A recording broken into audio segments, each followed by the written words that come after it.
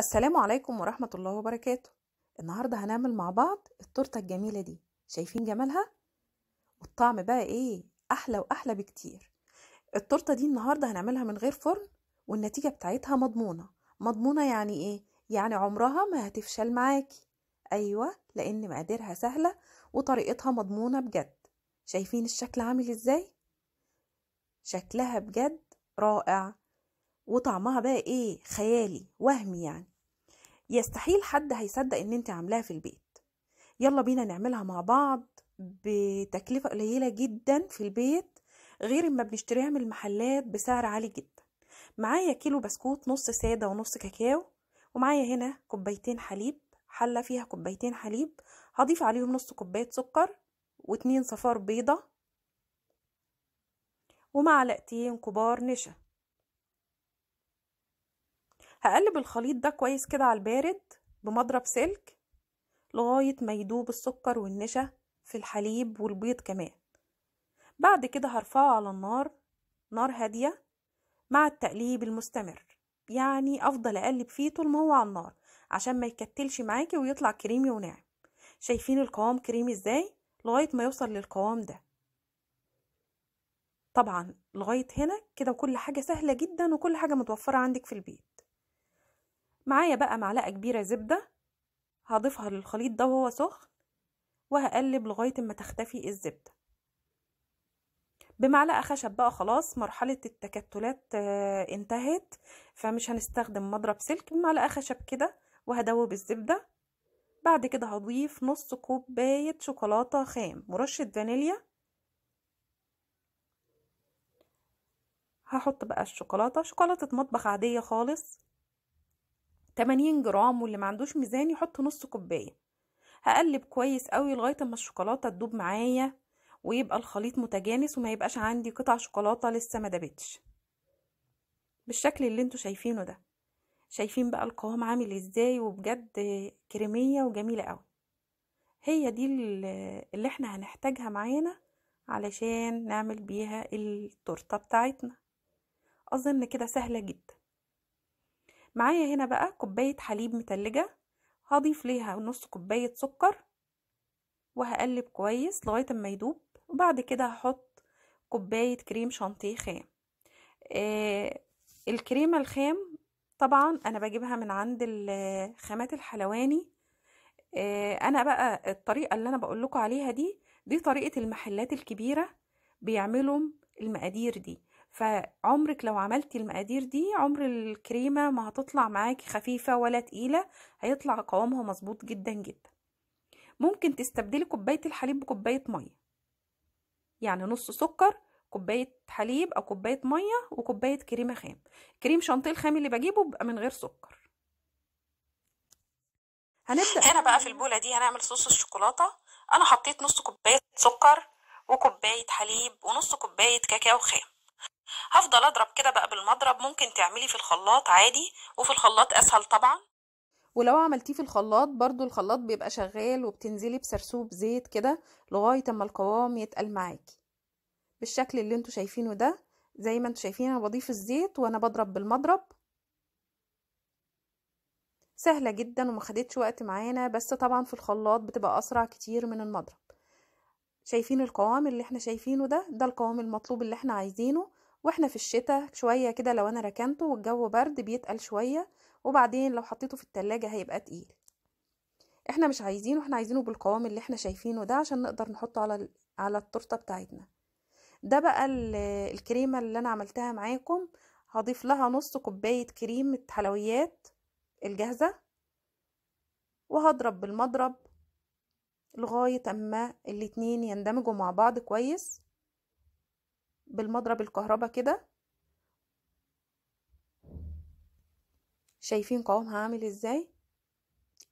الكريمة دي طعمها جميل جدا. دي الكريمة بقى اللي احنا هنعتمد عليها في التورتة بتاعتنا. التورتة دي سهلة قوي ونتيجتها مضمونة وطعمها بجد تحفة. يعني مش هتبطلي تعمليها، واللي هيدوقها عندك يعني لو عملتيها وضيوف جايين لك حلوة جدا وحاجة قيمة وبتتباع غالية جدا. يعني المقاس اللي انا عملته ده يتباع بره ب 300 جنيه مثلا. في المحلات.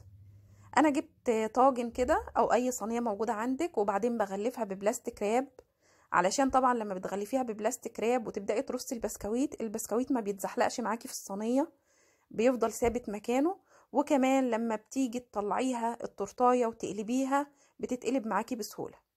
انا رصيت البسكويت بتاعي على صينيه زي الشطرنج كده، وهبدأ بقى احط عليه الكريمة اللي احنا ضربناها دلوقتي مع بعض، اللي احنا عملناها في اول الفيديو، اللي هي بالحليب والبيض والزبدة والشوكولاتة.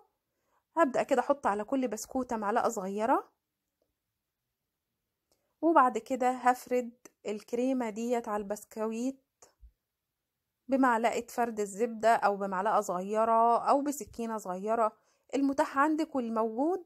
اي حاجة موجودة اعملي بيها بالشكل اللي انتوا شايفينه كده. هبدأ افرد بقى ايه الكريمة على البسكويت.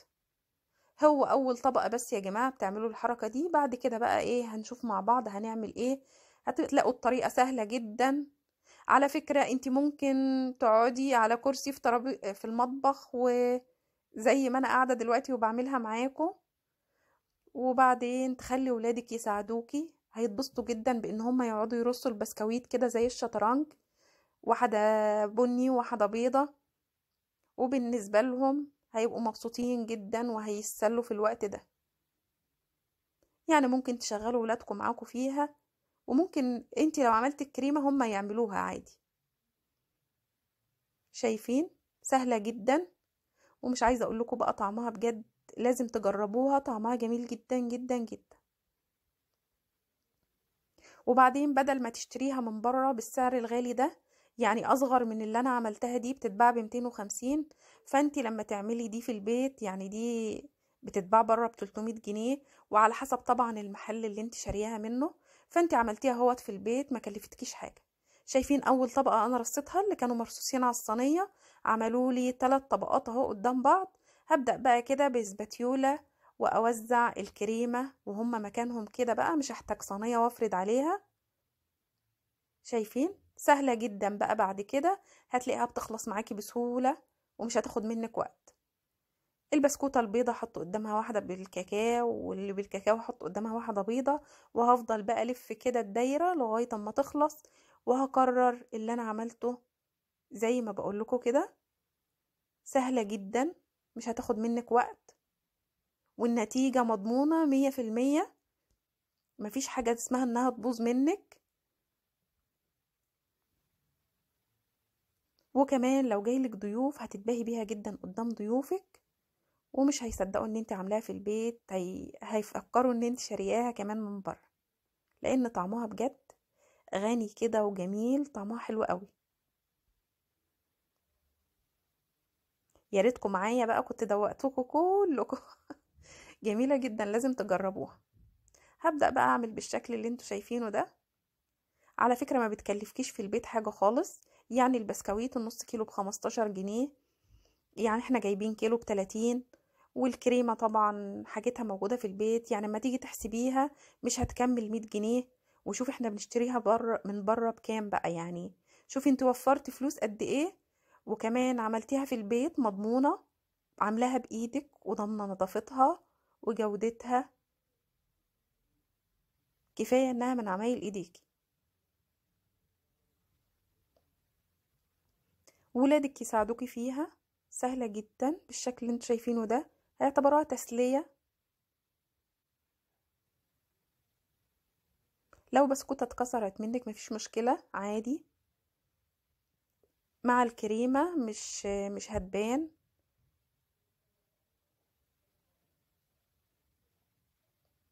شايفين شكلها جميل جدا؟ انتوا متخيلين شكلها عامل ازاي؟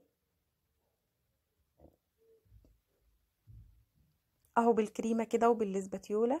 هبدأ بقى ايه الاسباتيولا السيليكون طبعا بتساعدك لانها طرية شوية، بتدخل الكريمة في البسكويت وبتغلفه كويس. ابدأي بقى رصي تاني كده ادوار لغاية اما الكمية تخلص معاكي وتملي الطاجن كله او الصينية اللي انت بتعملي فيها. خلاص كده احنا خلصنا. هعمل معاكم الجزء اللي في النص ده، لان طبعا عشان البسكويت مربع مش هتقدري تلفيه.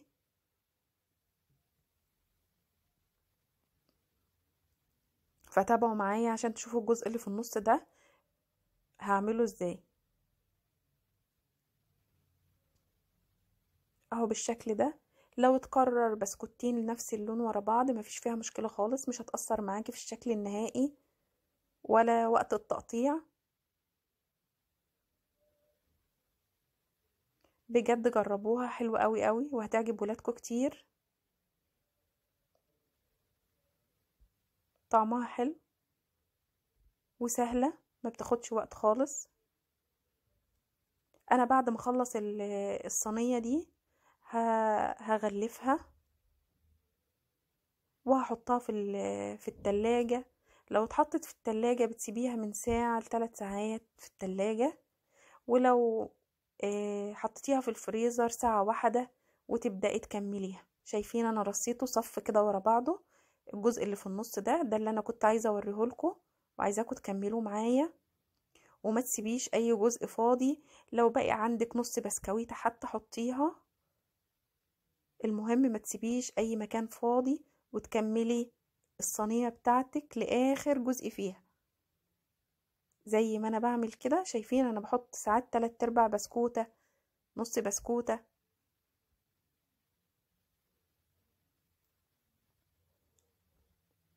وحطي كريمة بقى كده ونزلي البسكويت هيمسك معاكي. شايفين شكل الطاجن بقى عامل ازاي؟ بجد شكلها جميل قوي، شكلها يشهي، يعني عايزة تتاكل دلوقتي من غير حتى ما نكملها. شكلها جميل قوي والطعم اجمل صدقوني.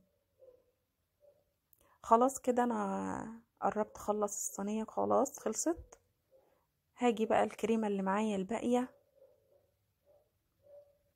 شايفين انا عمالة احط لغاية مش عايزة اسيب اي مكان فاضي. الكريمة الباقية بقى كده هغلف بيها من فوق بالشكل اللي انتوا شايفينه ده. هحطها كلها فوق كده بقى، مش هسيب اي حاجة. هو المقدار بيكفي الكمية بتاع البسكويت اللي انا قلتلكوا عليها. شايفين الشكل؟ خلاص كده. انا طبعا البلاستيك راب سايبة اجزاء منه في الحروف علشان اغلف بيها، وخدوا بالكم من النقطة دي. خلاص كده هو كلها كده اتسوت من فوق بالشكل اللي انتوا شايفينه ده. اهو هبدأ بقى كده بالبلاستيك راب اللي انا فرداه في الطاجن. انا كنت مطولة شوية علشان عاملة حسابي ان انا هغلف بيه. غلفي بقى كده وتحطيها يا اما 3 ساعات في التلاجة او في الفريزر ساعة. انا حطيتها طبعا في الفريزر اسرع واسهل. اهي دي بعد ساعة يا جماعة. هشيل البلاستيك كده اللي على الوش وهجيب طبق وهقلب التورتة بتاعتي. شايفين؟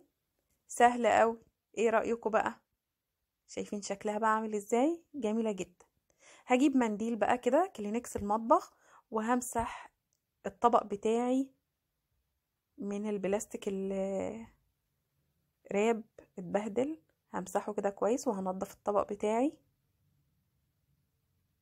بالشكل ده كده. وبعدين هبدأ اغلف التورتة بتاعتي. شايفين متماسكة ازاي؟ متماسكة وجميلة، شكلها بجد تحفة. هبدأ بقى اجيب الكريمة. شايفين الكريمة بتاعتي بقى؟ شايفين قوامها عامل ازاي؟ زي ما بقول لكم الكريمة اعملوها بالمقدار اللي انا عملته ده. نص كوباية سكر وكوباية مية متلجة او كوباية حليب متلج وكوباية كريم شانتيه خام، بودرة كريم شانتيه خام. ودايما هاتوا الكريمة اللي مفيش فيها سكر.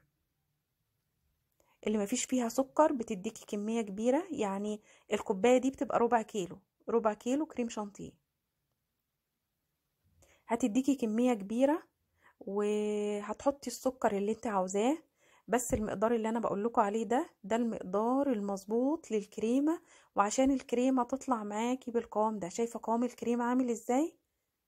الكريمة لما بتكون بالقوام ده يا جماعة بتغطي التورتاية وما بتخليها يعني لما بتكون خفيفة ما بتعرفيش تغطي بيها التورتاية كويس، ما بتحصليش على تغطية عالية، لا بتلاقيه بيبقى شفاف وما بيغطيش معاكي التورتة كويس ابدا. فالمقدار ده سر الحلوانية في المقدار بتاعهم، فطبقوه وجربوه هيعجبكم جدا. انا كده غلفت التورتايه بتاعتي، جبت بقى شوكة وهبدأ كده اخطط الجنب بتاعها. يعني انا بستخدم الحاجات اللي موجودة عندي في البيت، مش لازم يكون عندك الادوات بتاعة التورته ويبقى عندك في حاجات بتتباع كده للتورته بتعملي بيها الجناب، فاي حاجة موجودة عندك. هجيب بقى صوص الشوكولاتة اللي انا عملته عشان هحط طبقة كده على وش الكريمة. شايفين عشان الكريمة قوامها حلو معايا ما بتختلطش بالشوكولاتة، انا حطيت صوص الشوكولاتة. شايفين هو شوية شوية بيفرد معايا، يعني بحط كده وبفرد بظهر معلقة عادية خالص اهو، ولا اي حاجة، ولا معايا سباتيولا ولا معايا حاجة. يعني الامور سهلة وتقدري تعملي تورتايه في البيت بسهولة جدا من غير ما تتعبي في اي حاجة. افردي كده كريمة الشوكولاتة، صوص الشوكولاتة، وهاتيها على الحرف وهي هتنزل لوحدها. انا جبت الاسباتيولا اهو، لو ما عندكيش اسباتيولا زيي هاتي سكينة تكون عريضة وافردي بيها الشوكولاتة بالشكل ده بمعلقة صغيرة كده. بقى هبدأ ازق الصوص بتاع الشوكولاتة على الحروف عشان ينزل كده على جناب التورته. شايفين الشكل بقى عامل ازاي؟ صوص الشوكولاتة اساسا بيساوي نفسه بنفسه لانه بيبقى سايح. انا عملت كده قطعة تفاح عملتها بالشكل دوت وحطيتها على جنب التورته، وشوية بقى لولي كده هرصهم على وش التورته من فوق ازينها بالشكل ده. كل الحاجات دي بتتباع يا جماعة عند محلات الحلواني، خامات الحلواني، وسعرها مش غالي خالص. شايفين بسهولة وببساطة وما استخدمتش بقى قمع وتزيين وكده. صوص الشوكولاتة اللي مسيل على الطبق ده انا سايباه كده عشان تحس انها غرقانة شوكولاتة، وولادي بيحبوا صوص الشوكولاتة. شايفين جمالها؟ حلوة جدا وكفاية انها من عمايل ايدك. ودي وصفتنا النهاردة، ولو عجبتكم الوصفة ما تنسوليش بلايك وشير وسبسكرايب وفعلوا الجرس عشان يوصلكم كل وصفاتي. وجربوا التورته ديت يا جماعة، احنا قاعدين دلوقتي كلنا في البيوت وولادنا قاعدين في البيت، اعملوا لهم الحاجات دي في الشتاء. شايفين الجمال؟ بجد روعة وطعمها تحفة، لازم تجربوها وقولي رأيكم في الكومنتات. ودي كانت وصفتنا النهاردة، ولو عجبكم الفيديو لايك وسبسكرايب وفعلوا الجرس، والسلام.